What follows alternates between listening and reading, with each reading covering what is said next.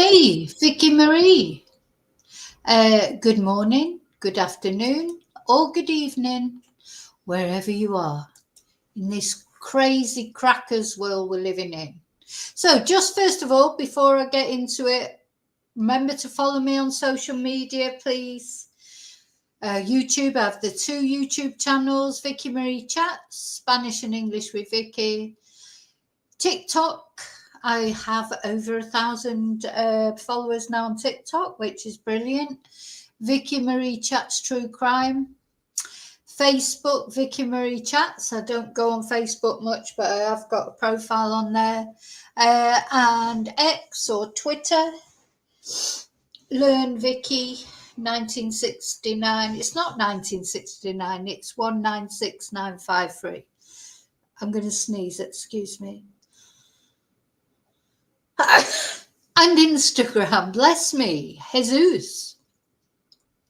Instagram at Vicky Marie Chat. So just want to say that first of all. So how the devil are you? I hope you're all well. Here I am. If you don't know me, if you've not watched my channel before, my name's Vicky Marie. I am based in mainland Spain, although I was originally born in Britain, in Manchester, good old Manchester. Manchester City fan, of course, because I am a true Mancunian. Yeah, and I'm here in this video to talk a little bit more about Erin Patterson and what happened in her trial. So the news has broken, of course, a couple of weeks ago that she was going to appeal. On Wednesday, she laid out her grounds for appeal. And yesterday I did a video about that. And the first part of, we're going to react to this interview that was done on the Australian news. I think it's called I Catch Killers, but we'll see that in a minute. And we're going to look at part two of this. It's very interesting analysis of what actually happened in Erin's trial. And we followed it as it went along, of course, but, you know, we weren't there. We could only rely on what people who were there in the courtroom, the journalists, sort of said. It's very frustrating, that, isn't it? Because you want to be able to see her speak and, you know, assess her from that point of view. But anyway, we couldn't. So we had some very good reports from the courtroom, and the gentleman we're going to watch speaking in a moment, he's another one that was there, and he gives a good report of what happened. And he's also wrote a book about the Mushroom Murders from the perspective of a juror. So that's quite interesting, isn't it? Sorry, I don't know why I'm just as a comment, you know, as soon as I'm coming on live, everything starts going weird. I don't know what that's about. I feel like I've got a bit of allergy there, but I didn't even spray any perfume. But so anyway, I'm waffling, of course. In fact, I'm going to do quite a lot of waffling, probably, as usual. Let's put the waffle emoji up, because I know lots of you love the waffle, lots of you hate the waffle. You know, but I'm going to waffle and that's it. If you don't like the waffle, you have to wait. Go make a cup of tea, coffee, or whatever floats your boat, or if which part of the world you're in, maybe glass of wine, cheese toasty. I don't know. But yeah, I'm probably going to waffle for about 5-10 minutes, not for long. So just a couple of things I wanted to say. I've been very pensive this morning. You know, and I was thinking about how most of the time, and this is the God's honest truth, and I'm saying this from the heart, and I think most parents will understand this, or most people in general. Most of the time, as I sort of float through this life, you know, I feel like a total failure. You know, you feel like, oh, you know, I didn't do that right, or I didn't say that right, or I've been a terrible mother, I should have done this, I should have done that. going back in time with work things and that, or should have, even with my parents, I should maybe never have left Manchester. I should have looked after my mum when she had Alzheimer's. I should have done this, I should have done that. Honestly, most days I feel like an abject failure at life, I feel like God sort of sets you all these goals and I always fail miserably. I have good intentions with everything, but the road to hell is paved with good intentions. Anyway, I was thinking about all this morning, and I was like, I should have done this, or I should have done that. And then I just thought to myself, do you know what? I have done my best. Might not have been the good enough, might not have been the best thing. I might have done lots of things wrong. I know for certain I've done lots of things wrong. Not like Erin did wrong, of course. I don't mean those kind of things. But then I thought to myself, do you know what? You should give yourself a pat on the back, really, because, I've worked since I was 15 years old. I haven't got a lot, but what I've got, nobody gave it me. I earned it myself. I've worked 14-hour days. So I've got to give myself some credit. And the reason I'm trying to say this is because I know I'm not the only one. I bet there's a lot of you out there that some days get up in the morning and think, oh God, another day. Oh, I've got to do this, I've got to do that. I don't want to do it. I did this wrong. Or, maybe you've got a breakdown in a relationship, either with a partner or with a child or with another family member. I don't know, maybe you feel like you've done everything wrong like I do on a regular basis. What I'm trying to say is you've got to pat yourself on the back, get up out there and think, no, maybe I did do a lot of things wrong. And maybe I wasn't always, I don't know, the best mother or the best partner or the best sister or the best auntie or whatever your relationships are. Maybe I wasn't any of those things, but I tried my best. I did things wrong, but I own up to what I've done wrong.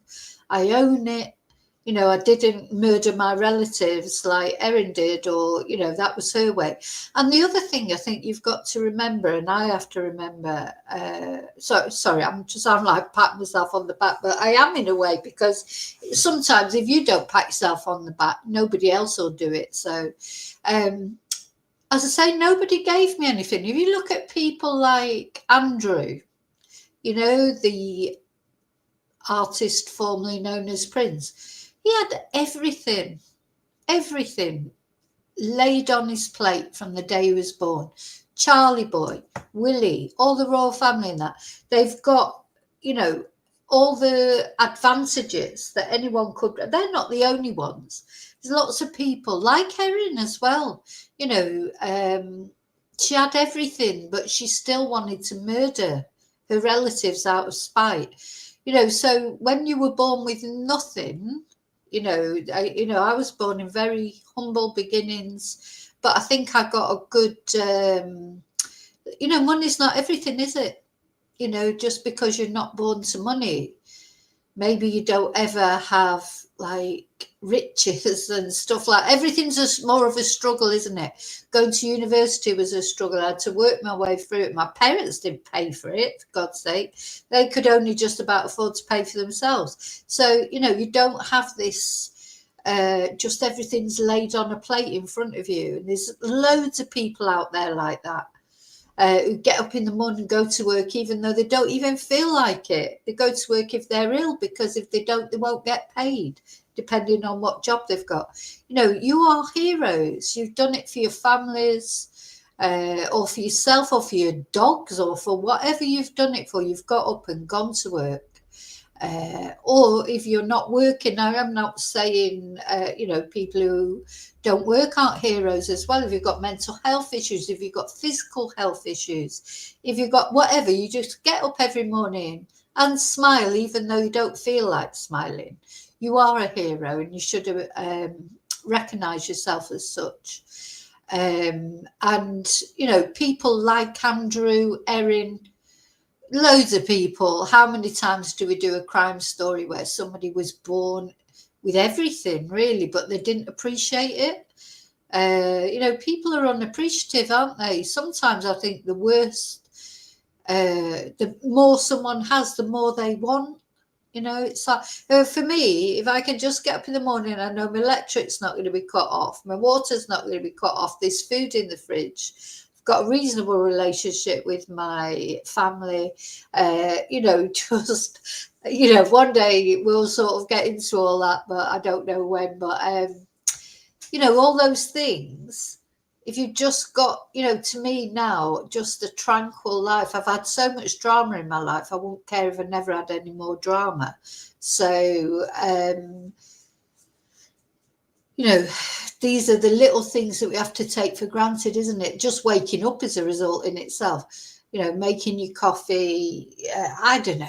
I've done quite a lot of washing and things this morning. At least I've got a washing machine to do it in. I've got a place to hang it out. I've got clothes. Do you know, like, it's hard to explain. So anyway, that's been my morning. Very pensive, very thoughtful about how lucky I am, and also trying to pat myself on the back. So I want to pat you all on the back. For those of you that are out there thinking, oh, for fuck's sake, I'm failing at life. You're not failing at life at all. Just the fact you get up in the morning and put your face onto the world, whatever face that happens to be, or support your families even when you don't feel like it, or maybe support other people, because a lot of people that are going through problems, other people would say, oh, they're really supportive. Because sometimes when you try to support other people, and I don't mean physically or emotionally, I mean mentally, maybe you're suffering from it, but you're doing it for them. So you've always got to take time out for you and care about you.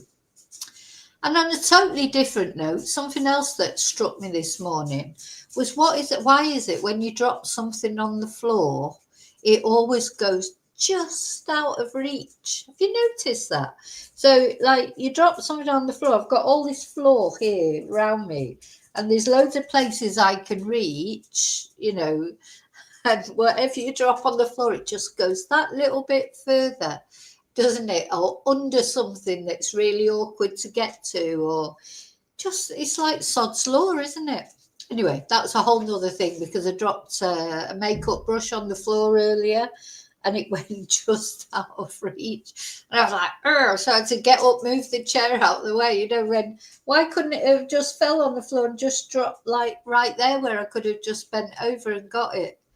But it always happens, doesn't it? It's like, so that's a completely different thing. So now I've finished my waffling, you'll be glad to hear. So now what I'd like to say is thank you. Thank you for watching. Thank you for liking. Thank you for subscribing. Thank you for putting up with me, or, for some unknown reason, finding me interesting to watch. I'm not sure why. If you don't find me interesting to watch, well, do you know what? There's a million other YouTube channels out there. A special thank you to my members. Now, I will be doing a members live tonight, but of course it is the final of Celebrity Traitors, so I'll probably have to do it a little bit earlier than normal. So I'm not sure exactly what time yet. What's the other thing I want to say? Oh, thank you to those of you who buy me a Ko-fi, to those of you who send super stickers. Thank you to anyone who contributes to my channel in any positive way. Thank you so much. Thank you. Hi, lovely lurkers. It's good to see you. Hi to replay crew. I didn't give a kiss to lovely lurkers. Lovely lurkers, replay crew. Thank you so much for watching. Okay, now I'm going to go into the chat and say hello to those of you who are brave enough to chat.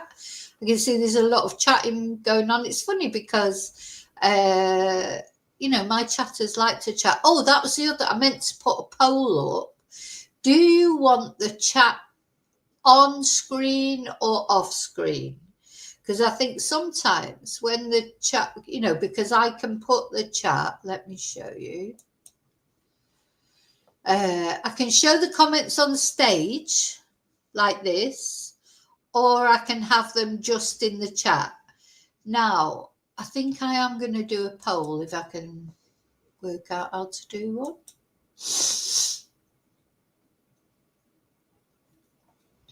Let's see, how do I do a poll?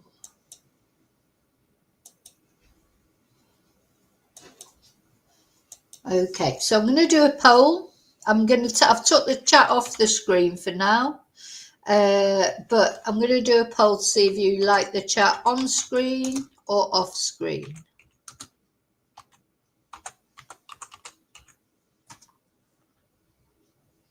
I'm going to do yes, no, and don't care. You know, some people just don't want it on screen, which is fair enough.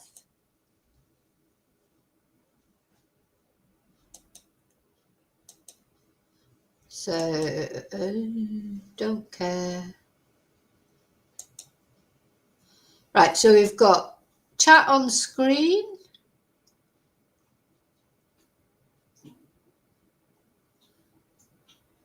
Yes, no, don't care.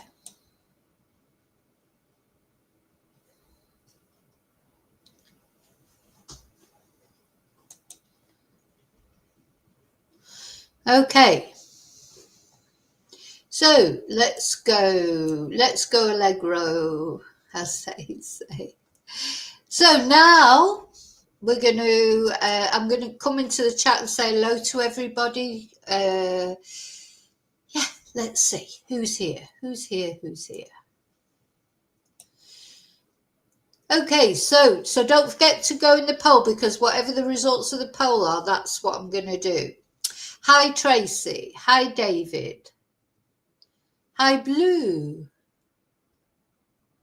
Hi, Angel. Thanks for the bless you. Oh, Blue's got the house to herself and the dogs, and it's absolute bliss. I know these are the best times, aren't they? It's just awful, isn't it, to feel better when you're alone or whatever, but that's how it is sometimes. Not forever. I mean, I don't want to be on my own forever, but it's so nice when one son goes to work, or when he's in bed or whatever. It's quiet, it's tranquil. Anyway.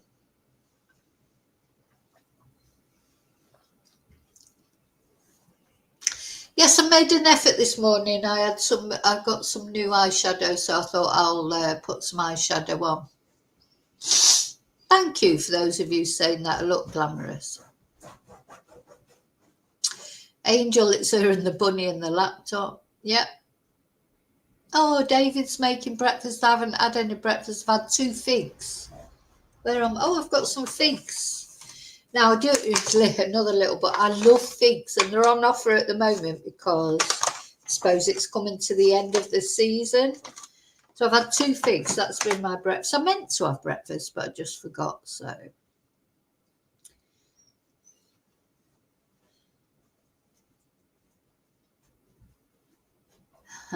Oh, bless Angel. That's it. We've got to stop criticising ourselves, haven't we? We're just doing the best we can. Life's hard, difficult. We don't do what these twonks do that we talk about on the channel. Do you know what I mean? They don't give a shit, do they, what they do? They don't seem to, you've got Erin, the Mushroom Murderess, murdered 3 people and nearly another one. She doesn't give a shit, does she, about anyone? She just cares about herself. You've got to be kind to yourself. Hi, Liesa. The struggle is real. It certainly is. Certainly is. Yeah, you can never find the end of the sellotape either. Yeah, there's a few things that are ironic, aren't they? That have been. So first of all, you can never get into a package. So what's happened to packaging? So I bought a little eyeshadow palette. This is what I've got on, which I really like it. It's lovely. Oh, it took me about half an hour to get into it. I would be lost without scissors. I use scissors to open everything. I've got scissors all around my house. Even everything needs scissors, because you can't get, the way packaging is these days with the plastic and everything, you can't get into anything. That took me 10 minutes to get into that. Right. What have we got so far with chat? Is too small to see. So David says no, but Tracy's saying leave it as it is, too small, won't be able to see it. Okay. Anyway, we'll see what happens with the poll in the end, and then that's what I'm going to leave the chat off the screen for now for this video, because it's funny. I think some people quite like it on the screen. The thing that I've put it on the screen, and you can make it bigger now with StreamYard, so I think it is easier to see than it was. Because I've got the two channels that are streamed to, I think sometimes people can't see what comments people put on the other channel, and they think, oh, they've been blocked or whatever. So that's why I started putting the chat on the screen. But then other people don't like their chat on the screen. They don't want to chat if they think it's going to be on the screen. So I don't know. Yeah, you need a degree to open packaging. Oh my, even a packet of crisps these days. You used to be able to just pull it open. Now you're like this with you're like, oh my God. And those little sachets, like if you go out to have I don't know, an English breakfast or something, and they give you some packets of ketchup, or, oh my God, you can't get them open without a pair of scissors. It's like everything, all the packaging drives me mad. Drives me absolutely crazy. Everything is so difficult to open. Anyway, I'm going to have a big clear up, I've decided, this weekend. I've thrown quite a lot. I'm going to have a throwaway of things, or charity shop, like some clothes. I just feel like it. I feel like throwing things away. It gives me a good feeling. So anyway, I don't know why I said that, because that's nothing to do with packaging. But anyway, okay, so let me take the banner off. Let's get on with the actual video. We could just chat, couldn't we, really? We could just sit here and chat. That's what we'll be doing on the members later. Oh, there's loads of things I want to chat about on the members. May start it quite early and do it early. So, because the trouble is, if I do it later, there's a double jeopardy. One, I might run out of time before Celebrity Traitors comes on. Though, to be honest, since Jonathan Ross has gone, I'm not so interested in it as I was before, but because I really like Jonathan. But I think I want Alan to win, because he's just been so hilarious, Alan Carr. How nobody sussed him out as being a traitor, I don't know. See, I'm waffling again, aren't I? It doesn't take much, does it? I should be doing that in the members, not in this. So yeah, I don't want to run out of time, and then of course, I don't know what time I'm going to get the call to go and pick up number one son from work, so I may start it a bit earlier, but then I worry about that, because I know some of my members are in Australia and it's too early sometimes for them. So the other thing I can do is wait till after I get number one son, but looking at sort of 11:30 at night then, and that's too late, so you can't win again. Anyway, never mind. Oh, you don't want? No, I don't like Cat. I don't like Cat either. Well, I don't like her. She's been really good. How nobody knew she was a traitor, I don't know, because she's so quiet. She's too quiet. You know what I mean? It's like she just sort of sits there under the radar, doesn't she? And then, yeah, the autistic, oh, God. Oh, yeah, I'm autistic. I've got ADHD. How many people say that? And you just think, shut up. I mean, of course, because it's an insult to people that really do suffer from those things. But people use it as an excuse for being crap at their job sometimes, I think. Oh, well, it's me ADHD. No, it isn't. You're just crap. Anyway, there you go. Yeah, I don't really want Cat to win. I want Alan to win. Who else is there in there now? Really, there's nobody else that I want to win.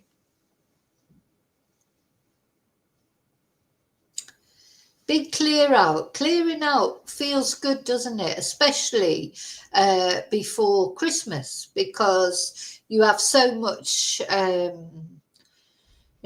you accumulate a lot of crap at Christmas, don't you? So you need to. Oh yeah, the rugby man Joe, he's good. Yeah, because he's just so funny without. Doesn't even seem to be trying to be funny, but he is funny. Yeah. So Joe or Alan for me to win. Oh, right. Okay. Good. Thank you, Blue, for saying that. Yeah, because I do think, I do try to sort of accumulate everybody. Did I say accumulate or accommodate? I meant. Right. I'm not really waffling, aren't I? I'm really waffling. There'll be people be like, oh, we wanted to talk about Erin. She's waffling again. It is Vicky Marie Chats, though, isn't it? That's the name of the channel. But I am going to get on with it now. So this was oh gosh, wrong. This is, this is amazing. Oh my God. I've just gone onto my own channel again, I think. Oh, and my mouse has been really acting up, and the mouse and the keyboard have been doing weird things. So I could blame it on that, couldn't I? I could blame it on that, or my ADHD. Now, I think I am sharing now. Yeah. So let's have a look. I just need to show you the channel. So the channel is I Catch Killers, which is it's one of the new Australian news channels. And this is part 2. And the author of this book is Greg Hadrick, who's written a book from the perspective of a juror in the trial. But he was there at the trial, so he has got first-hand knowledge of what happened. And we watched number 1 yesterday, part 1, and now we're going to... Their entire livers were dead, that most of their bowel was dead, most of their kidneys were. They had suffered through being killed from the inside out. The A23 phone, which had been the one which would have any history of what website she's visited, what Google searches she's done, etc., that is never found. There's a sense of affront that this could be happening to someone like her when she should be starring in her own life. That's so true, isn't it? Like, Erin was so annoyed, wasn't she? Oh, actually, before we get going, I want to spare a moment to think about the victims in this case, because sometimes the victims get forgotten, I think. So these are the 3 people who died. So we've got Don, who was 70, his wife Gail, also 70, and Heather, who was 66. They are the 3 victims. Triple murder this woman committed on these vulnerable people who were delighted to be invited for lunch with her and did not realise she was always planning to kill them. So before we get going, I just want to say a little prayer for them, because they are the victims, and we must never forget, because the bizarreness of this case, I think, leads to Erin's like the centre of it, isn't she? But at the end of the day, these are the 3 people who died, and Ian is the person who survived, but lost his wife, lost his friends. His life will never be the same. He was mortally ill. He had to have a transplant. So we must think about them before we look at anything else. Okay, just wanted to say that.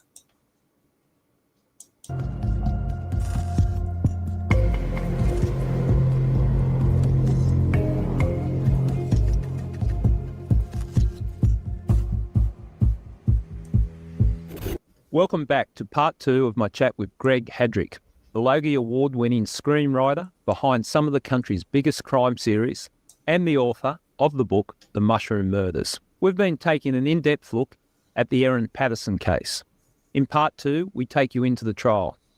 In preparation for writing the book, Greg witnessed the proceedings of the trial and had access to the court transcripts. Greg knows this case better than most.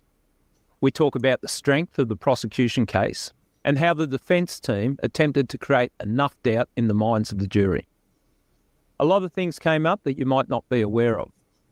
My chat with Greg gave me a much greater understanding of what went on in one of the biggest murder trials in the country, If you thought you knew everything about the case, have a listen to our conversation and you might be surprised. Greg Hadrick, welcome back to part 2. Thank you, Gary. Of your second time on I Catch Killers. Greg, in part 1 we were talking about the circumstances leading up to the victims of this murder getting sick, the serving of the pie and the taken to hospital, and Erin's reaction to what happened. I think we left off on part 2 with the police starting to become involved, that you've had a lunch, 4 people are critically ill, and the person that served the lunch is going about okay, and homicide were notified at that point in time. They were, and they for about, it all happened very quickly. I think for about a day they had, it was the informant was Detective Steve Eppingstall. Yep. Well, this is an interesting thing that they do in Australia. They could talk about the police informants. And in the UK, the informants would, an informant is someone, isn't it, that like maybe a grass, somebody, or a grass, depending on which part of Britain you come from, a grass or a grass. Someone who informs the police, tells the police about somebody else. That is what a grass, and it's a bad thing to be in Manchester. Let me tell you now, if you're a grass in Manchester, you don't go to the police. But anyway, that would be an informant in the UK. Whereas here in Australia, the police informants, when they talk about the police informant, they're talking about the detective in charge. It's interesting, isn't it? And he says they sort of watched it for a day. And then on the 4th... There was a comment in your book, and it reminded me, and it's a bit of black humour that comes in the world of policing and homicide, that we're not the nearly homicide. Because, and I had a bit of a chuckle, and this is a very serious case we're talking about, but that was very much the narrative in homicide, that often we get called about anything that's happened, and you get that many calls when you're on call. You have to draw the line and say, look, we will come if the person is dead. Up until that point in time, unless it's obvious, we don't go out. So I had a bit of a chuckle. That was police jargon. It was police jargon, the nearly homicide squad. Nearly the homicide squad. So they had to, they started the 3rd, they are looking at it, and they've been told about it. And it's around about then when Erin takes the dehydrator to the Coonawarra tip. I think that happens on the 2nd, actually, on Wednesday the 2nd. Then as soon as she realises the police are interested, the dehydrator that she's never had a dehydrator, gets taken to the tip. And somebody left a comment on on the previous video yesterday. Because remember, I've got all these peppers to use up. If you watch the video yesterday, you'll know what I mean. And somebody left a comment. You may as well have Erin's dehydrator to sort your peppers out, because she's never going to be using it again. Oh dear, it's really funny because, dehydrate. I couldn't be arsed with all that, to be honest. I hate faff. I'm not a faff person. I mean, I made a lovely lunch yesterday with the peppers, like a pepper soup and pasta soup, and it was lovely. So, but the trouble is we've got to eat that for the next 2 weeks, but never mind. And I think she says she took that because she knew that the child protection workers were doing they had to visit the home environment to check that the kids would be okay. And so she knew that they were going to arrive in an hour's time. And there was a food dehydrator on the kitchen bench. Yeah. So... remember, she had to sort her daughter's bally bag out, even though, her family that she'd fed a meal to were dying, and she might have died and the kids might have died. But no, more important was the ballet bag. But she wanted to go back and sort out. She had things to sort out, didn't she? She decided, get rid of that. Get rid of that, covering up the evidence. Before we talk how the case built against Erin, the 3 of the 4 died. from who consumed the meal. Poor things. It became apparent in the reading of your book and stuff that I've picked up in the media how horrendous their deaths were. Yeah. And I think, we talk about this, and Erin's attracted the attention of people for so many different reasons. But we got 3 good people who have lost their lives Lovely in a people. very painful, torturous. It was terrible, and Justice Bill made a point of that in his sentencing remarks as well. That the language when you say people are killed by mushrooms makes it sound soft. Yeah. You know, it's not a knife, it's not a gun, it's it's not an axe, it's a mushroom. And yet, the autopsies on poor Gail and Heather showed that their entire livers were dead, and that most of their bowel was dead, most of their kidneys were. They had suffered through being killed from the inside out. Yeah. Killed from the inside out. We must never forget this, what these people went through. Would have been more humane to have shot them, because this took place over a few days. Agony, pain, vomiting, diarrhea, you name it. These people suffered it, and then in the end they died from the inside out. And that horrible woman, as soon as she sat there and watched them eat every mouthful, this is what I can't get over my head. Like, she greeted them at the door, she seated them, she sat there and watched them eat it, and then got them to pray for her because she had said she had cancer, which of course she didn't. I just don't think there's anything worse than this crime, honestly. To literally, do you know what? I think she would have loved it. She would have loved it, playing God. That is Erin Patterson. I tell you what, if this woman gets anything changed with it, well, I hope she gets a longer sentence. I hope that's what happens. The prosecution have had plenty of time to and they're bloody good anyway, the prosecution. I think that the vileness of what Erin did just cannot be underestimated. Just can't be. Which, as I say in the book, for me is almost like being drawn and quartered. It's shocking. It was horrendous. Like being drawn and quartered. And I hadn't even picked up on the fact that you say it didn't seem like a violent death because it's mushroom pie, and we sort of have a bit of a snicker about that, but we should really understand the pain that these people went through. And the survivor, of course. And indeed. Not only he lost his wife, but he was in a coma for a very long time, I think. 3 weeks, I think. Before he was finally extubated. And then in rehab for weeks after that. Claims, and I'm sure he's telling the truth, Ian is a very honest guy, that his health will never be the same. Yeah. What they went through was a horrific ordeal. Yeah.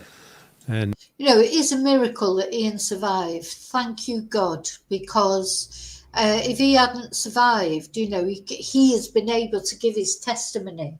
And Erin practically accused him of being a liar, didn't she, about the plates? Oh no, Ian, who is blatantly an honest, sincere, lovely man. When we've seen him being interviewed, you could not think he was anything more than that, or less than that, I should say. Erin tried to make it look like he just misremembered. So thank you, God, that Ian survived and could, give evidence against this hateful woman.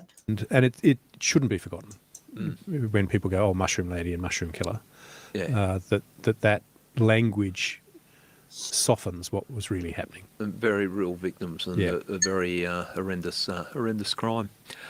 We've got the homicide involved. We've got they're starting to look at the case. And when the victims passed away, I would imagine that it was led by homicide. It was 2 a.m. on. So they're starting. They are becoming more involved on the third. Steve Eppingstall said, we knew they had medical information that particularly Heather and Gail, were not going to survive. Yeah. So they were doing a report for the coroner, blah, blah, blah. And then 2 a.m. on the morning of the 4th, overnight, Heather's the first one to die. Yeah. And at that point, it became a homicide case. Okay. Yeah. So by 7 o'clock that morning or 7:30 that morning, Steve Eppingstall and his team are there. So within 5 or 6 hours of Heather dying, it's an active homicide case. Okay. Now, did they? I would imagine they went to Erin's home. Well, first of all, they got the bank records. Yeah. They actually didn't go to. They went to Erin's home on the 5th. So this is now. So the sequence of events for them was, they, however, you know more than I about what you've got to do to go through to get people's bank records, but they got them for the previous 2 months, I think it was. Meg, I forget her name, I should know, was looking through them from the 3rd back. Yeah. So she was from the latest day back. And looking, I would imagine the purchase of the mushrooms, that it's not just gathering evidence to prove the offence, it's to discount the version. That's right, events. of all of that. Yeah. And within a couple of hours, she comes across the transaction where Erin has gone, to the local tip, to the Coonawarra transfer station. Right. Literally 2 days before. And she took that to Steve and go, well, she chucked something out. What has she chucked out? They get straight onto the officers at the Coonawarra transfer station. He goes to the CCTV and says, because they know the time of the transaction. When she's done the drop. Yeah, and there she is, getting out of a car and taking a big box and putting it in the tip. And so they send a worker down there to get it out, and it's a dehydrator. And Steve calls the local cops and says, can you pick it up for us at Wonthaggi? And they went later that afternoon and picked it up. So before the end of the day, of the first day of the investigation, they had Erin's dehydrator that she'd thrown out 2 days before. Okay. And had Erin mentioned that mushrooms that she put in the dehydrator? At this stage, she's still claiming... Yeah. So at this stage, she's still claiming she's never had a dehydrator. And didn't they find a manual? They found a manual, like an instruction manual in her drawer or whatever, and they said to her, well, you've got an instruction manual for a dehydrator. She said, oh, maybe I bought that years ago. So these lies, she's crazy to appeal. Surely it's not going to go anywhere. She never foraged anything. Right. Yeah. Okay. So she's claiming, and so the cops then... So at this point, she's claiming she's never foraged anything. She hasn't got a dehydrator. She's never had a dehydrator. She's lying through her teeth. But then later, when she says, oh, yeah, I had foraged and I did have a dehydrator. And yeah, I know I lied, but now I'm telling the truth. They wait until it's later that night on the 4th. So this is all happening on the 4th. So the 2 a.m. on the 4th is when Heather dies. That day of the 4th is when they get the dehydrator from the tip. That night of the 4th, Gail dies. Yep. And on the 5th, they raid. They go and search the house. And what did they find? Anything of interest at the house? Well, they found several computers, which they were looking for communication devices. Yeah. They found the manual of the dehydrator. With some other manuals, which was handy. They were looking for the dinner plates, but by then there were no grey plates. Never found those dinner plates. Yep. But they took photos of everything in the kitchen, and took some phones. Not all the phones, but some of the phones. And of course, they asked Erin to hand over her phone, her main phone that she'd been using all year. And that's when, she had, while the house was being searched, she switched her phones. Okay, break this down for us, Greg, because this, Yeah, so this is, she's, from February, she's bought a new Samsung A23 that had a phone number in it that was the phone number that everyone contacted her on, which ended in 783. Yeah, and then she switched the phones, didn't she? Gave them a dummy phone. Do you remember? She threw it at the policeman and said, oh, your job's easy. God, she's such a arrogant bitch. And Sorry. that's been her main phone throughout all these months that she's been doing whatever planning has been necessary for this crime.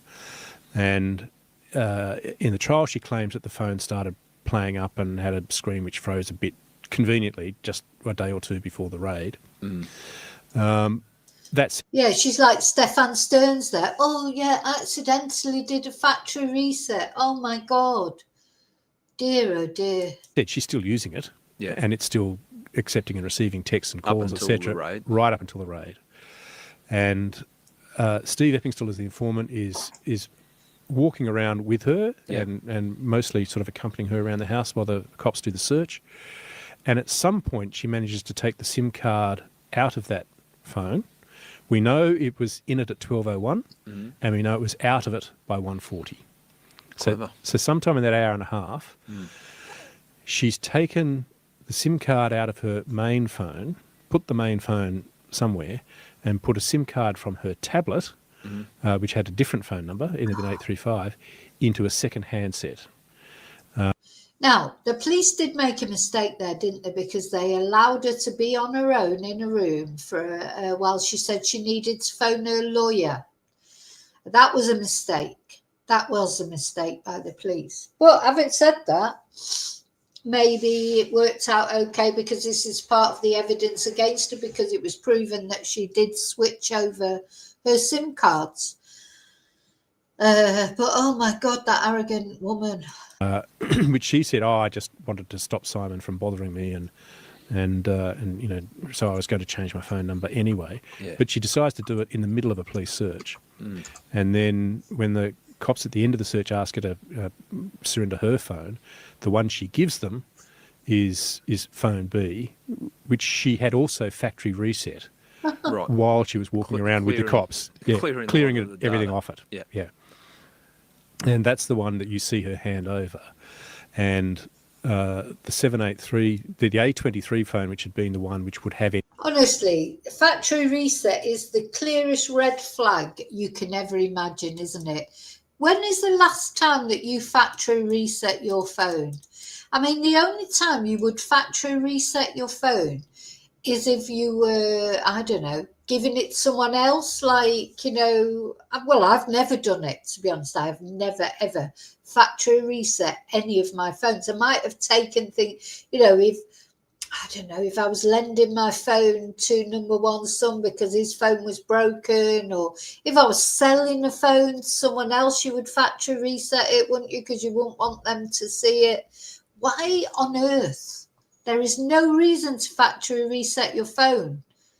So, well, you tell me, any of you out there, have you ever factory reset your phone? And if so, why? You know, why did you do it? You know, what's the reason? History of what website she's visited, what Google searches she's done, etc. That is never found. The cops never find that.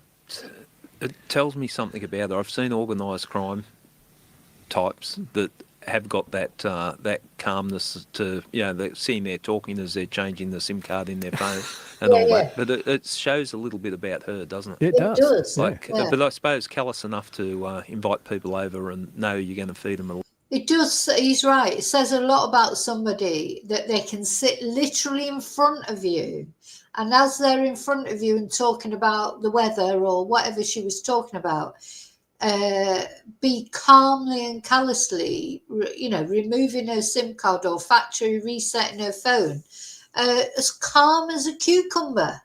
You know, Erin is a psychopath, I think.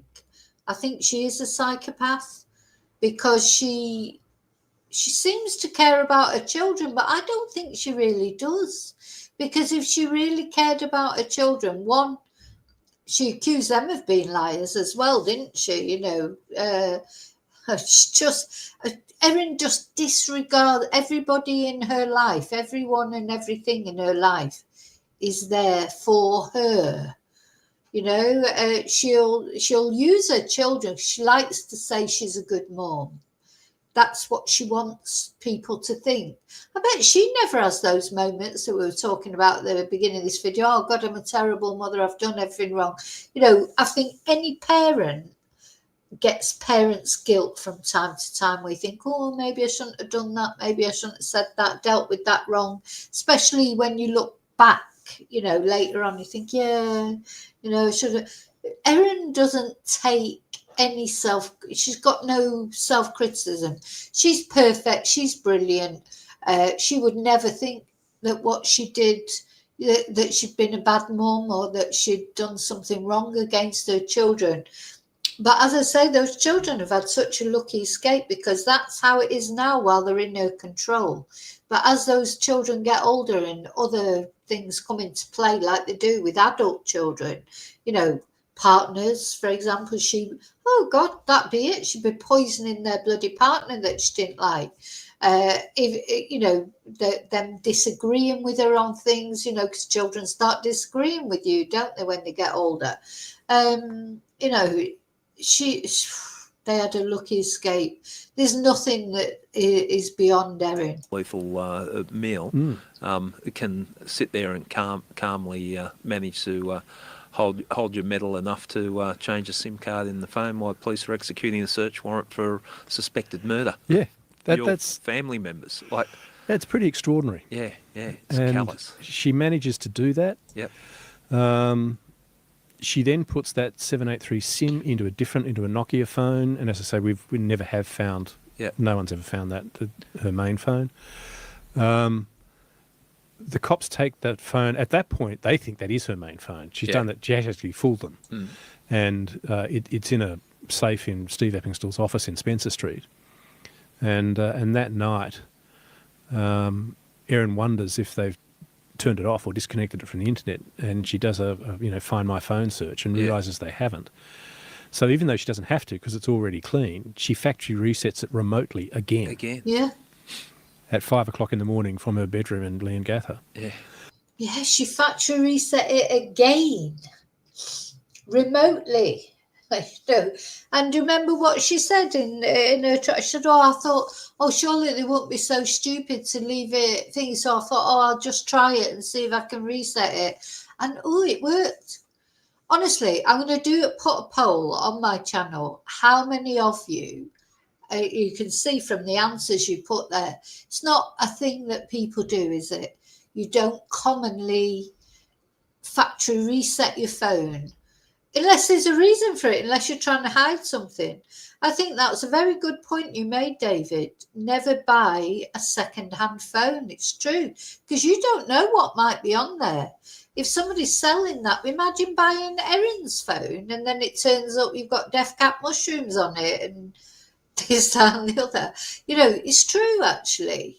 Buying a second-hand phone is a risk. Because even if it's been factory reset, the police can still recall things on it. Maybe it'd have PDF images on it. You just don't know, do you?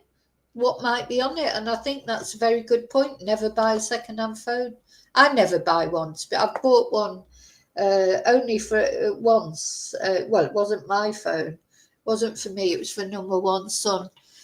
But literally, it hadn't really been used. It just had numbers on it that it was a friend of mine. But yeah, don't buy a second-hand phone. I think there's a real lesson there. Oh, because you'd be, if you're going to be saying to the police, oh, no, I didn't know about those PDF images. Yeah. It tells a lot about it. Yeah. It tells a lot. And why this is going on, there's some other things that are coming out. She's not reacting the way that you would think. Like if these people are so close to her, the closest family she's got, she's invited them to lunch and they're all in hospital on their way to dying or have died, and she doesn't seem to be reacting. She never asks how they are. Never says, can I go and see them? Can I just she never maybe apologise profusely for whatever I did that caught nothing. Okay. Never goes near them. Complains that no one tells her what's going on. But then she doesn't ask. She could have easily called Simon and said how are they going. It's the cops who arrive and tell her that Heather and Gail have both died. Yeah.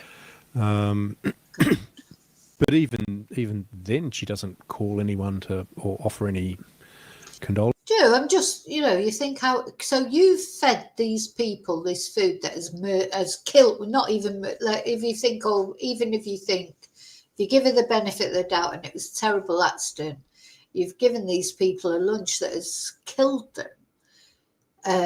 Or maybe before they died, when they were like really ill, you would be saying, "Oh my God, I'm so sorry. You'd be on the phone to Simon. You'd be asking if you could, as he says, if you were supposedly so close to these people, especially Don and Gail, wouldn't you want to go and see them and say, "Oh my God, I'm so sorry. I didn't know anything about it." Or at least you would be sending your regards with Simon or whoever was allowed in to see them. You would be phoning every hour really to see what the progress was. That we were told at court, all, and the first interview, a lot of which you can now find online, that happens after that police search. So that search finishes around about 3 or 4 o'clock in the afternoon. There's a lot of image there of them sitting at a table. Yeah, is that that's all that search. Yeah. While that search is happening. Okay. So and all of that was presented at court. Yeah. And while she's sitting at that table, I have the other thing that the police did. I think, I'm not sure if you've read this in the book, is that they catalogue all the things they took during the search, but there were a couple of laptops that were left there, and it did make it look like it was a bit of a sloppy search and they missed things that they really should have picked up. And I just wonder, knowing from other cases, from other homicide cops, interesting to know what you think, but that I suspect that was deliberate. See my poker face, Greg? Yes. For those just listening, there's a poker face. But I'd be very surprised if they hadn't left them there to see if she continued incriminating behaviour. Yeah. But that never came out in court. That's just me from knowledge of other cases going. Yeah, interested, isn't it? So, the police trying to maybe set her up a little bit, leave some of her devices there, see if she carried on doing anything. Because do you know what? This was a real. It was a real chess game, wasn't it, between Erin and the police? She thought she was cleverer than them. They knew they were cleverer than her because she's not as clever as she thinks she is.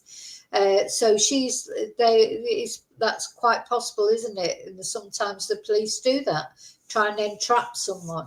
So that's an interesting observation from this guy. It's a very interesting guy. They knew exactly what they were doing there. They certainly would have had their focus on her.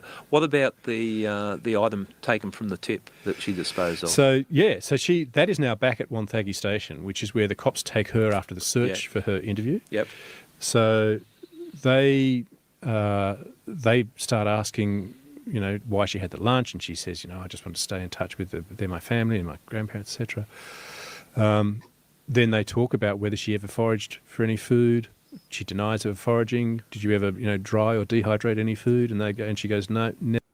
Yeah. So at this point, she's still saying she's never foraged or dehydrated anything. The other thing, like when they were saying to her, why did you have this lunch? She doesn't mention what. Oh, thank God Ian survived. Thank God Ian survived. Because if Ian had died, imagine, Erin would be able to say whatever she liked. There would be nothing to say that she had, got that lunch together to tell them she had cancer, which she didn't. Do you know, but there's only Ian who was there who can vouch for that. So at this time, when they're asking, she's probably praying that Ian dies at this point, that they all die. Because if they all die, nobody can say that she was telling them that she had cancer. So at this point, she's saying, oh, yeah, she just had the lunch because she wanted to keep in touch and blah, de, blah, de, blah, de, blah. But really, Ian knows what happened, whereas she said she'd had the lunch to tell them, to ask their advice about having cancer and how to tell the children. And she got them all there praying for her. Oh, my God. You can't, every time you think about this case and you look into it, not only she poisoned them and sat there watching them eating the poison, she then got them to pray for her because she said she had cancer, which she didn't have. So as they were praying for her for the cancer that she didn't have, she knew. She was contemptuous of religion anyway. She doesn't believe in God. And she knew that they were ticking time bombs. They were dead people walking. And she must have been smirking away to herself. You're all going to be dead within a day or so. Nobody will know that I pretended I had cancer. So, yeah, I tell you what, God was definitely there looking after Ian, at least, making sure he could testify. And the dehydrator is in the next room. It's literally, they've already got it and it's in the next room. Yeah, it's nice locking people into lies when you know they're lying. Yeah. Yeah. And so, yeah, he knew that right off the bat. Yeah. And let her hang herself. Yeah. Yeah. And then I think it's a great interview in the sense that he then goes back to her presentation at hospital and asks her about that, and when she did end up at Monash Medical Centre for a day and was under observation, what the doctors thought then, and when she found out about, what might have actually caused the other guests to be unwell, etc. Yeah. So he goes all of that, and then he comes back and says, "Let me go through what we took from the house. First of all, this manual for a sunbeam dehydrator. Yeah. What's that about?" And she denies it again. And I thought, to me, I think they've given her every opportunity. Yeah, they've been fair. To think through this, have a think. Now I'm going to give you another chance. Yeah. What can you tell us? And she denies it again. Yeah. And no. They gave her so many chances, because if she would have said from the beginning, "Oh yeah, I did forage for mushrooms, I must have got mixed up," she would have had a chance of getting off with this crime, wouldn't she? And of course, her other problem is that Ian survived. If Ian hadn't survived, I think it would have been a struggle to convict Erin. But yeah, so look, at the end of the day, if somebody came and looked through my drawers, thought through my drawers, and I don't mean knickers, I mean proper drawers. You've always got you've got a lot of old. I'm going to chuck that. I'm going to have a big chuck out this weekend. And but I've got manuals. So you never use them, do you? You get, I bought an air fryer. I've never used the manual once, but probably the manual is in a drawer somewhere. So imagine the police come into my house. So have you ever owned an air fryer? Because I've thrown the air fryer out because I've poisoned someone with something that I've cooked in it. Let's imagine that I've took the air fryer, I've dumped it. No, I've never had an air fryer. Oh, well, what about this manual that we found in your drawer? Oh, my God, the Holy Spirit must have put it in there. Obviously, at some point, if you've got a manual, you might not have it now, the item, whatever it is. But if you've got a manual somewhere in one of your drawers, you have had that item at some point, because there's absolutely no other reason why you would have it there, is there? So, this is what I mean about Erin. She's not clever. She's a thicko. She's stupid. Might have had one years and years ago, but don't. Again, those vague answers that give you a little bit of leeway either way. Yeah. And so they finished that interview, and Steve actually drove her back home that night. And it's that night that she factory resets the phone remotely in the office. But I think you can tell from what they've already got, what they already recovered, the way she behaved in that interview, the way she lied about everything. Yeah.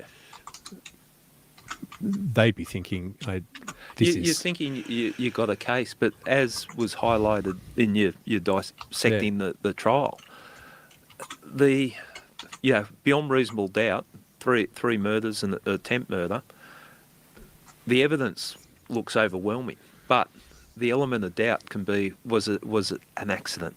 Was it an accident? And the defence have just got to chip away in the minds of a couple of the jury members, and all of a sudden this person... You get that doubt, because, she's lying because she's dead scared that she's going to be, accused of killing them. And you go, well, yes.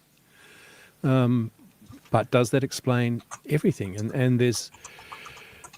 Well, I'm looking at some of the things from breaking down the notes that I've made from reading the book and the other media accounts of what's gone on, like the points you'd be looking at, like how strong was her anger against Simon, and she's not going to say I wanted to kill him, but what was it? Was there evidence there suggesting that there was a hatred or an anger towards Simon? Well, there was back in December. Yeah.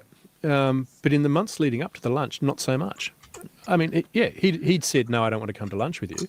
Yeah. But other than that, there's nothing in particular the prosecution could point to that illustrated, building hatred. Yeah, it makes it hard because the jury, like we sit and struggle sometimes with motive, or we were talking about struggling with motive. The jury, if she's making threats, you're going to regret what you've done to me and all that. But so the prosecution can present, well, they've separated, but the defence can go, well, there's lots of people who've separated, and play it off that way.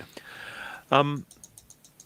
Why did she invite the guests to lunch? Well, claims to tell them about her cancer diagnosis. How did she explain that away?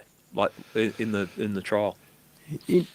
In the trial, she admitted that she had to admit that was a lie because there is no record of any cancer diagnosis, and the prosecution was saying she was expecting all four of them to be dead, and no one would know that she'd ever said that. Exactly. But exactly. In the trial, she said, look, I did have a real medical issue. I'd been embarrassed about my weight and it had been a growing issue, and I'd been bulimic for 20 years and it was stressing me out, and I had to do something about it, and I'd made a booking to investigate doing gastric bypass surgery, and that was really the medical issue that was on my mind, but I was too embarrassed to actually say that to them.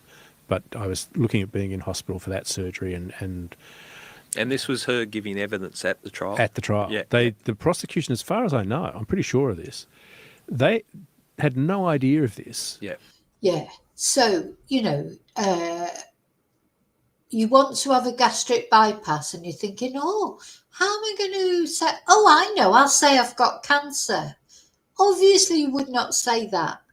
You might say, I don't know, you've got a gallstone, or you've got a kidney stone, or you've got a hernia. There's lots of other things you could have said that you needed to go into hospital for. You would not say you had cancer.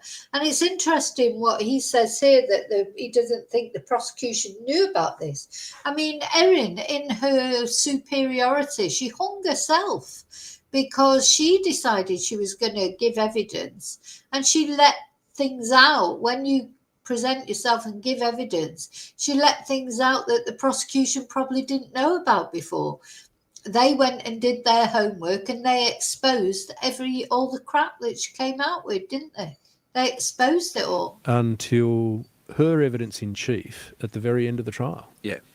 And just to bring people up to speed, sorry, I've jumped ahead. Yeah. But how long after the death of the three people, the deaths of the three people, was she charged? She was charged on the 2nd of November 2023. They died in the first week of August, so 3 months. Okay, 3 months she's charged. Yeah. Now we've sort of fast-forwarded to the trial, and we're at the trial. With the trial, again, So she had 3 months of freedom. She was lucky to get that, to be honest. Wasn't she? I mean, 3 months of freedom. So people understand that an accused person doesn't have to give evidence. It's up to the prosecutors to prove the case, prove the allegations against the accused, and then once they've done that, then the accused presents their defence, and the accused doesn't have to get in the witness box, and very rarely do accuse people get in the witness box, especially at murder trials, because it opens them up to all sorts of cross-examination, and it invariably goes bad for them. She chose to get in there. Why do you think she chose to get in there? There were things in her story that I think only she could explain, and only she had an explanation for. Yep. And I think she felt if she had any chance of being able to create reasonable doubt in the minds of a jury, it would be her who would be able to do that. Okay. I think that's why. So your reading of it, listening to it, following it, was she was pretty well jammed up after the prosecution finished their case. Yeah. And she had to present something, and she had no witnesses to come in to, say no, she was in the state at the time or whatever. It wasn't that type of case. Yeah, she had no one except for herself who could explain it. And so she rolled the dice and thought that she'd get away with it. So, getting back to what you were talking about before, the cancer, she agrees it wasn't cancer, but what it was an embarrassing medical condition, and she had actually booked in to get a gastric band surgery. Is it? That's what's it called? Gastric. When did you have it last? Yeah. So during her evidence in chief, when Colin Mandy was asking her these questions, she just said she was giving her history of being bulimic and her history of having terribly embarrassing issues with her weight and needing to address it, and that she had a plan to do gastric bypass surgery. That's all in her evidence in chief. When Nanette Rogers was cross-examining her, this is in the last 2 or 3 days of the trial, and she's challenging, what she said the lunch was about, and gets to the point where this apparent plan for gastric surgery, and Nanette says something like, "But it was nothing more than a plan, was it? You're just sort of making this up." Yeah. And she said, "No, I had an appointment," and that really threw. That would have been silence. That it was like, what? Yeah. And she said, "No, where with?" And with the Enrich Clinic in Melbourne. I had an appointment to see someone to discuss this surgery, and that was a shoe drop moment in the trial, because the prosecution did not know that at all, and so that was on a Friday morning, and they literally had Friday afternoon to try and figure out what the hell that was all about, because they only had another day or two. She would have been finished. She would have been finished. Yeah. And I remember listening to it and thinking, that does put it different. If she really had an appointment to do this, with a surgeon who was going to do this surgery for her, and she's given this history, all of a sudden you're thinking, oh my God, well, that does explain the lunch. And that's where it's on that delicate balance, isn't it? Because that you buy into that and you go, oh, she's telling the truth there, and I understand she's embarrassed to talk about the nature of the surgery, but it was a medical condition. That's all explainable. So it's those little things that can make a difference. It can. Yeah. And one of their practitioners who did offer liposuction. Yeah. So he was trying to sort of backtrack to soften the lie, and it was an honest mistake. It was an honest mistake. Yeah. Yeah. And she would have looked at this, but there are just too many times where you try and take Erin at her word and then you realise you can't. In the too way she lies. responded when she was called out, is there still that calmness about her? Like it's not the sort of collapse at head or No, there wasn't. There was never a collapsed head moment. There was never oh my God, I'm done for. Okay. Just I've lost a point here. But I'll keep going. Keep batting. There are a couple of other things like serving of the food, grey plates, a separate plate for her. Did that play out in the trial? There was a lot of discussion about the plates because she obviously claimed she never had 4 grey plates, and Ian was adamant. Ian was adamant that she had. Yeah. Well, you know who you believe, don't you? The plates the police found her? during their search, and I think there were 2 black ones and there were 2 black and red ones, and there was one. The thing is, once it came to the testimony about the plates, the jurors already knew about all the lies that Erin had told about the cancer, about the gastric bypass, about the dehydrator, about the foraging. How many lies can you tell and you still expect the jury to believe you? So when it came to the plates and all that, and obviously Ian is such a genuine guy, he comes over as genuine, he's a very convincing witness. They obviously weren't going to believe Erin, even if it was true. Even if it was true that she never had any grey plates and Ian was mistaken. By this point, nobody's going to believe a word she says. That her daughter had made at kindergarten or somewhere, which was sort of a multicoloured one. There weren't many, and in fact, Simon said to the police, he said she never did have many plates. Yeah.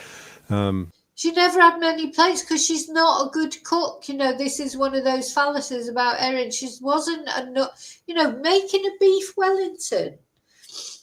It's not an easy thing. When you've got people over for lunch, you make a spaghetti bolognese, don't you? Or a lasagna or a curry or something easy.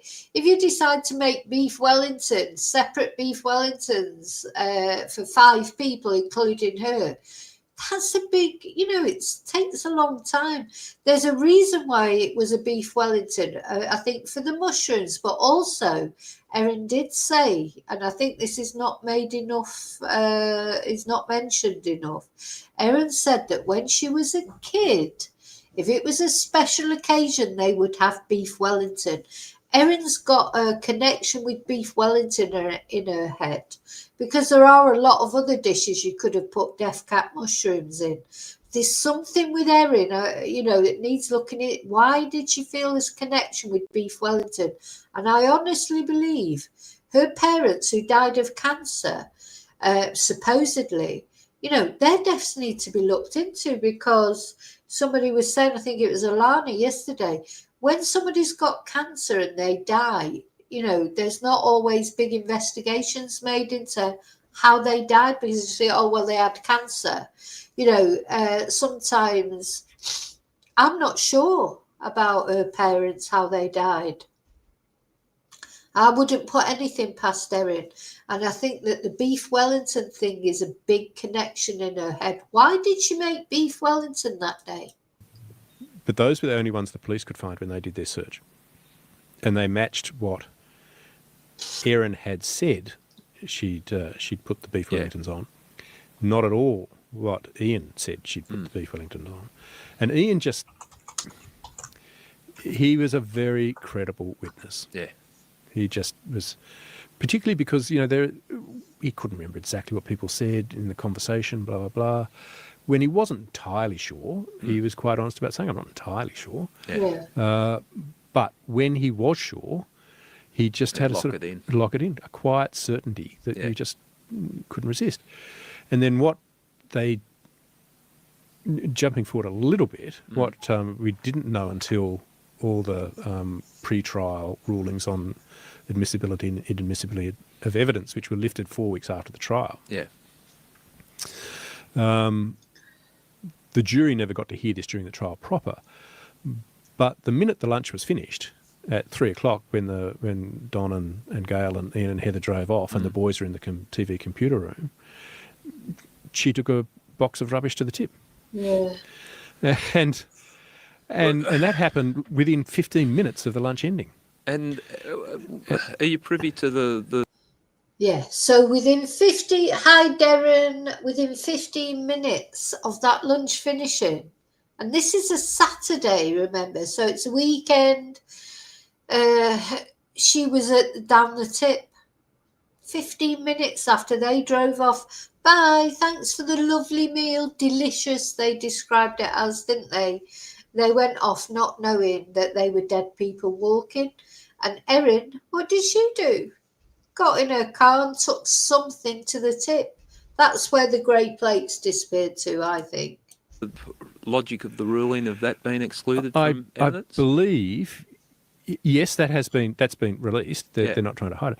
I believe it's because when the police found out about that trip to the tip, it was about a week and a half later. Yeah. And they couldn't recover what she'd thrown out. So because there was no evidence.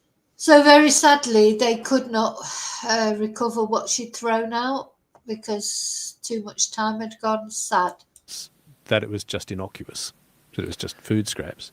They said it'd be too prejudicial to put it in, thinking it might have been something prejudicial. You don't take food scraps to the tip, do you? Your food scraps go in the bin. Because the next time she took something to the tip, it was definitely... It definitely was. Yeah. Yeah. I suppose we do need those protections in place, but... I suppose that... Sorry, I'm trying to be reasonable here, Greg. I just wanted to come across reasonable. Look, I can understand that. I can understand the reasoning behind that. I and this is, I haven't done, big legal surveys and forensic examination of it, but just listening to the number of crime cases I've listened to and followed, the law and judges are very strong on saying to a jury, you are the arbiters of fact. You are the ones who decide what is and isn't fact. Let me deal with what law is and make sure it's a fair trial, but you decide what's fact. Time and again you realise they can only decide what's fact and what's presented to them. Yeah. And a lot of times, like with that trip to the tip immediately after lunch, why couldn't you say to a jury, it might have been innocuous, we have no evidence. But now, I'm just going to show you that trip to the tip because, it's interesting, isn't it? Let's have a look at the video. 15 minutes after they left, this was her turning up at the tip that was just up the road. Well, 30 minutes by the time she got there.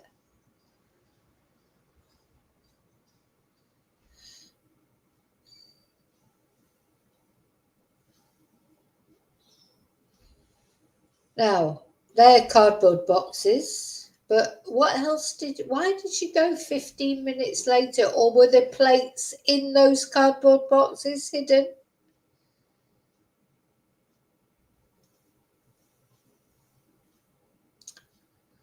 Just seems a strange thing to do.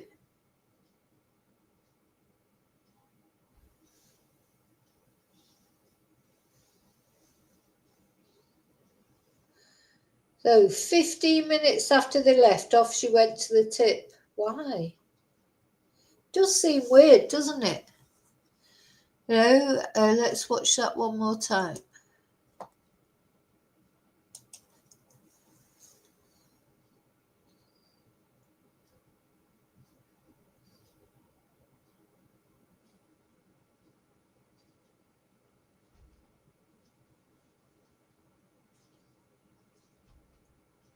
Now, she must know that there are cameras there.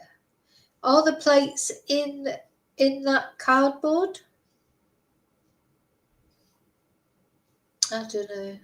So it was too long afterwards. They could never find whatever it is.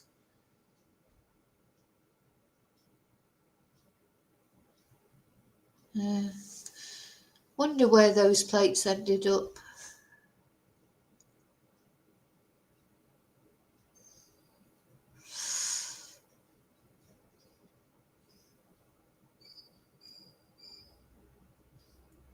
Yeah. Anyway, let's go back to the other. But it did happen, and let the jury be the arbiters of fact that you say they are. Greg, I'm with you on that. We've got the jury system because we want to rely on being judged by your peers on the available evidence, and they're put on this pedestal to make judgment on another, one of their peers, but they're only provided limited information. Limited bits. Yeah, and I think if you either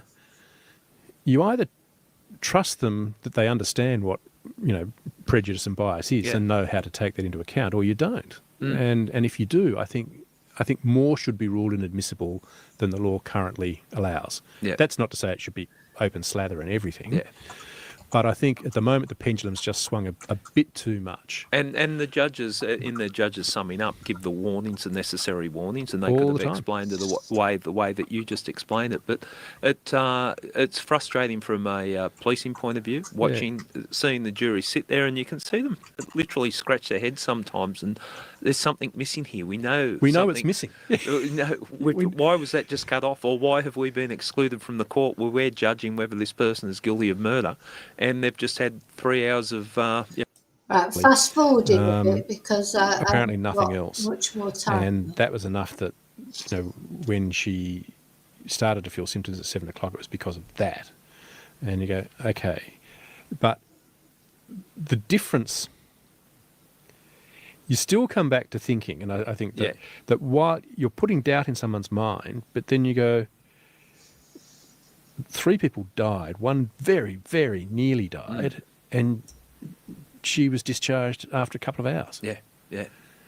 And you go, that's not just an incremental difference. That's It was a huge difference. And there was a reluctance to get tested to start, and the relucance to bring the kids in. The other thing that I found from your book, from your juror, and I think this is the type of thing that goes through a jury's mind, where you're sitting there, and I think it was just sort of a reflection of what goes on in the juror's mind, that Erin was saying that she had I think it was a 3-hour round trip that she had to take, and to drop her son somewhere. Flying lessons. And she was getting round in white pants. Yes. And like the jurors just thinking, and this, I'm sure, and it's not legal basis, I'm sure this is how the jurors process stuff. If you had diarrhea, would you be wearing white pants? Yeah, like little things like that. Yeah. But these are all the type of things that go through the mind. Getting rid of the dehydrator, we've talked about that. But what explanation did she give when she was in the witness box for getting rid of the dehydrator? Sheer panic. That she thought if it was left there, and she thought that Katrina Cripps from Child Protection was coming around that afternoon. Yeah. And if she saw that she had a dehydrator, which still had mushroom crumbs on it, because that's how they found it, that she was likely to be blamed for it. Yeah. And did she, and I might have this wrong, but didn't she allude to or claim that Simon also accused her at some, did you? Yes. No, that happened. So before she gets into you early throughout your policing career or investigative career as a detective, that lies that don't make them guilty. When they're self-serving lies, I start to form none of her lies have been detrimental to her. No. Like, they're all self-serving lies. And when people tell me, oh, look, there might be a mental health issue, but every sort of thing that's coming out of their mouth is self-serving. I weigh that some people are liars. We've all met them, like the compulsive liars. But when they're self-serving lies, I start to look at it a little bit differently. Yeah. And what I see from all her lies, everything was to distance her from the offence that she's committed. Yeah. How long were the jury out? 8 days, I think. Okay. Which seemed long at the time, but I'm not sure it is all that long for a 9-10 week trial. Yeah, there's a lot to process. And Yeah. They would have known the pressure was on. Yeah, do you remember that? It seemed to go on forever waiting for the verdict. I mean, the trial went on forever, but the verdict seemed to take forever as well. Decisions.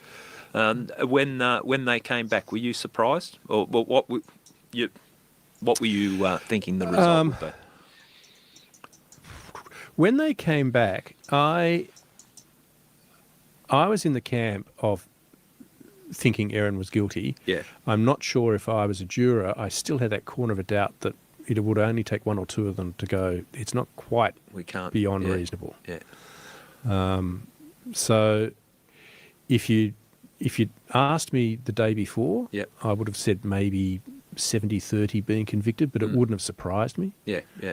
Having heard the whole thing. What was the media pack like? Because I know the media pack are always discussing and having bets on which way it's going to go. I think more people. I don't think there were very few who thought she was innocent. Yeah. And again, I think the minority were still not sure if she'd be convicted. Right. Okay. The majority thought she would be and deserved to be, but not by a huge. It wasn't 99%. Right. It had been a. The defence had done a very good job of muddying enough moments, but at the end of the day, as even Colin Mandy said in the sentencing hearings, it was very grave offending, and but it was a fascinating case to hear. Yeah, even her own defence said what a grave offence it was. I think Colin Mandy was quite half-hearted. He knew she was a twat, didn't he? Hear every detail and track the journey of how a jury deals with, as I said, the curated and limited bits of evidence they have, but looking in their totality to reach a conclusion that there was no other reasonable explanation but guilt. There was, we touched on one of the pieces of information, the fact that she went to the tip straight after the lunch. Also the fact that there was 3 other charges for attempt murder of Simon, her husband. They were, and they were part of the trial right up until I think 2 days before the trial started. Okay, so she was charged with those 3 other attempt murders. Yeah, so she was actually facing 7 charges. Yeah. Justice Beale had, I think, ruled 3 of those charges. Anyway, he didn't want 3 of them to proceed. Yep. I'm not sure what the legal term is. And the prosecution took that to the Court of Appeal in Victoria. Yeah, so we still don't know about those 3 other charges for trying to kill her ex-husband. So, that's all to do. Anyway, so we've got the appeal coming up. I think I'm going to stop this now. So just don't forget, this woman, surely she's not going to get anywhere with this appeal. It could end up that she ends up getting a longer sentence. In other words, life without parole. I bloody hope so. I think the reason she's appealing, she should have felt lucky with the result she got. That she's got a chance of parole, even though it's far into the future. But no, not Erin, you see, because she's never gonna, she's not that sort of person, is she? I mean, she's saying she's innocent. There'll still be people out there, maybe her friend Ali, who do think she's innocent. I don't know. I don't think she's innocent, but we'll see. We'll see what happens with the appeal, won't we? Now, listen, I've got the allergies come back for me. Don't forget to vote. I'm going to do the poll now. Let's see. What have you voted? Do you like the chat on screen? Do you like the chat on screen like this? Or do you prefer the chat off screen like this? Or don't you care? That's the poll. Please vote in the poll. Well, anyway, you're a bit too late now because I'm going to see the results of it. Let's see.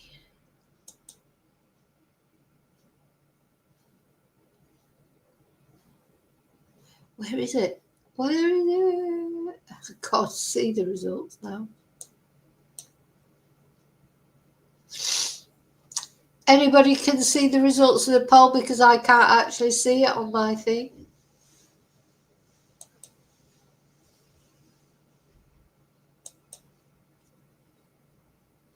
Where's the results?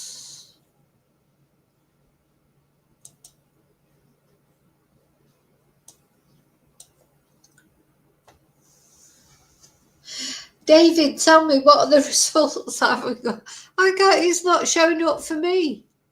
Don't care is 60%. Yes, no, 0%. Don't care 60%. And no, thank you, Tracy, and no 40%. Oh, that's not very helpful for me, is it? But I think most of you don't care then, do they? So sometimes maybe what I'll do is alternate between the two. Sometimes I'll put the comments on stage like this. Now, I can make them bigger. Let's have a look. So there's a lot of different ways I can do it now. Look, you can do it like that, and then you can make them bigger, like that,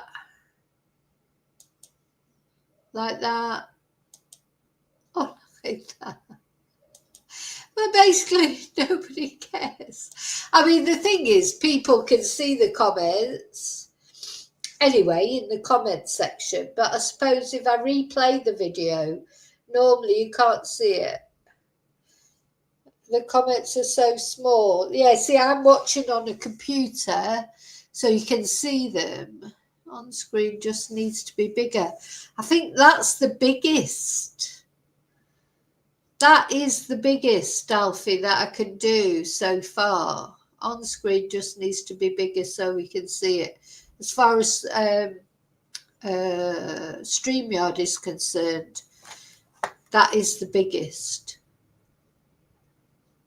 You can do it like that. Is that any better? But basically, that's it. The font, I can only do small, medium, or big. This is on big. And then the size, I can do regular, tall, or wide.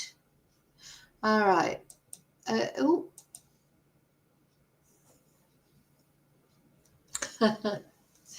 You should have gone to Specsavers, David. Should have gone to Specsavers. Oh dear. Well, these are this is StreamYard, of course. It's not me who decides how it be. I mean, they've made them bigger, but they could do with being bigger, I think. Oh dear, oh dear, oh dear. Yeah, you need to eat more carrots. Yeah, for once, size matters. Oh dear, oh dear. Right. Okay, I'm going to go in a minute, but do you know what? Before I go, I want to show you this because I think it's really good. I don't know if anybody saw. I'll probably do this now and then cut it off later. I'm trying to get, I'm going to take this off. Have you seen this? Very interesting. I didn't even know there was still Miss Universe competitions, but there are. You know, we thought we moved on from beauty competitions and things, for God's sake. But anyway, we haven't, apparently. Sometimes I wonder, have we moved on at all? But anyway, did you see this from the Miss Universe? Let me share it. So at the Miss Universe competition, the guy who's it's in Thailand, apparently. The guy who's organising it, or who reminds me very much of Elon Musk, because he's a total twonk. If you follow the order, stop. So the Miss Universe contestants. Okay, Mexico, where are you? Okay. If you follow the order from your national director, you are dumb man. You're a dumbhead. So he said that if she follows the instructions from her national director, she's a dumbhead. So that was, I tell you what, that was just a total mistake to say that. You're a dumbhead. You're a dumbhead. And then she got annoyed at it, and then all the other ladies got annoyed at it and walked out. No, not about you. Not about you. Not about you. It's not about me. It's about all the people that I represent. I didn't give you opportunity to talk. Please keep polite for me. I still talking. I'm still talking, you dumbhead. So he got annoyed with her. He said, I still talking, you can't talk. She got the right up, she walked out. And all the other ladies followed her. talking. Listen. Listen. I still keep talking to everybody. Why you stand up to talk to me? Because I have a voice. I feel for everybody to know. If you know a problem, No, you have a voice, but you have to respect. The voice. you are not respecting me as a woman. What? No, why you stand up? Because Where's the gun? Security. Security. So he's like a Thai Elon Musk to me, this guy. He's a prat. And he's calling her a dumbhead.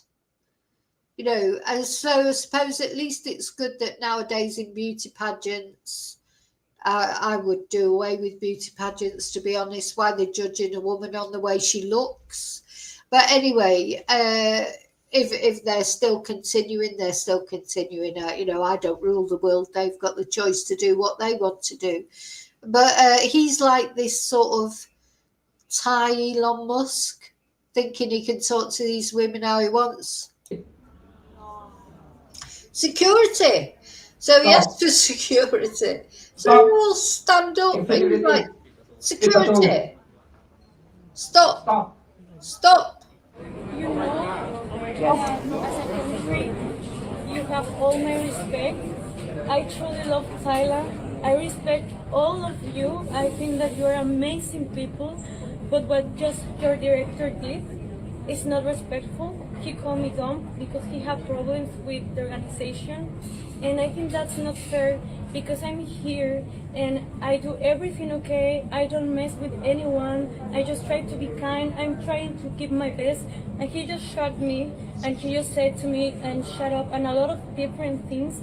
And I think that the world needs to see this because we are empowered women and this is a platform for our voice. And no one can shut our voice. And no one will do that to me. And I hope that everyone at home, every woman, doesn't matter if you have a big dream, if you have a crown, if that's take away your dignity, you need to go. Thank you. So that's very brave of, in Mexico, of course, Mexico is not well known for its treatment of women. Women are treated pretty badly, to be fair, in Mexico. But anyway, she's come along there to Miss Universe, whether you agree with it or not, which personally I don't agree with it. But anyway, she's there. She's not putting up with any shit. And then the next thing that happened, it's certainly gone viral, that's for sure. It's gone completely viral. So guess what? So Mr. Narcissist, Mr. Narcissist, Mr. Thai Elon Musk. Oh, he's not really putting it on, is he?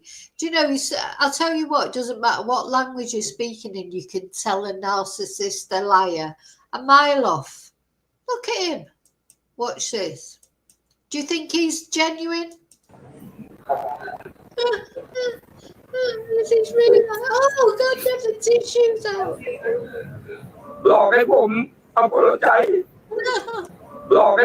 Now this actually, let me see when he gets his look, dabs him out. That's Erica Kirk as well. She's another one who does that. Yeah, dab the imaginary tears.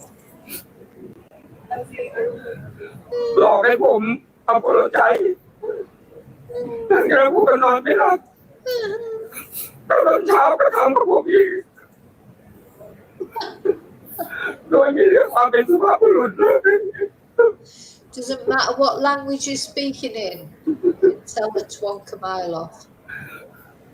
พอผมทั่วไปก็บอกว่าจำเป็นต้องเขียนไปอย่างนั้น Whatever. แล้วบอกว่าวันนี้น้องจะมาขอโทษ There are no tears, zero tears. It's Aaron Patterson tears. It's Erica Kirk tears, non-existent. Just pretending to cry. And then he's looking to see if the cameras are getting him. ถึงเวลากูก็ไม่ทำอะไร This is true. หลอกให้ผมเอาโปรใจแล้วกูก็นอนไม่หลับตอนเช้าก็ทำกับผมอีกโดยมีเรื่องความเป็นสุภาพบุรุษ Yeah. So, basically what he means to say is, the video's gone viral. Look, he's obviously not seriously upset. The video's gone viral. I've realised I'm going to lose my job. I've cocked up big time. He's actually wearing a dicky bow, for God's sake. He's cocked up big time. And there you go. That's what narcissists do when they're caught out. They start pretending to cry, don't they? พอผมทั่วไปก็บอกว่าจำเป็นต้องเขียนไปอย่างนั้น แล้วบอกว่าวันนี้น้องจะมาขอโทษ Whatever. ถึงเวลากูก็ไม่ทำอะไร So just thought I'd show you that because I'm going to chop that off and I am going to present that as a separate video. So he's been on the onions before he went on there. Does he really think that people are going to look at that and think, oh, poor guy. They're just not going to, are they, at the end of the day? Dear me. So the good thing about, false people is you can normally spot it. People are clever enough to spot it now, aren't they? And I'm not a perfect person, and people will either agree with me, not agree with me, but I am not fake. That is one thing that nobody could say I was. I know that 100%. Whether someone agrees with my views, doesn't agree with my views, they are my views, genuine views. I'm not making it up. I'm not trying to be dramatic. I don't cry for effect. If I cry, it's because I'm genuinely upset about something. And do you know what? You can spot it a mile away. The difference between someone genuine and someone false. And that is why I cannot cope with Erica Kirk. I'm not doing videos about her, but you know what? She's as false as anything. I know when I feel empathy for someone, if it's genuine or not. I don't get it with her. Sorry. And there's a lot of other people, of course. Often you can see it instantly. You can feel it, can't you? Because, we are quite clever like that. People think Andrew was another, Andrew, the Andrew formerly known as Prince. Trying to lie and think that people are stupid enough to believe it. We're all a bit more aware than that now, aren't we? So anyway, so I've totally gone off the point to the end there, but I hope you have a brilliant day. I'll be back later for members. We're going to have a laugh in members. We're going to look at a daft YouTube channel. We're going to have a look, which I meant to do last week and I never got around to it. But we're going to see how the man in black reappeared in St. Michael's on Wire. And anyway, we're just going to have a chat, aren't we? I'll see you really soon in the next video. And until then, don't forget to like and subscribe. Well, not only that, she's practically, did you see the video of her with JD Vance? We might have a look at that later. We'll see. Anyway, don't like offending people, but, she's, that whole Charlie Kirk thing is weird. Weird. But anyway, I'll see you really soon in the next video. And until then, may your God go with you. Thank you for watching. Bye. I've got to try and work out how to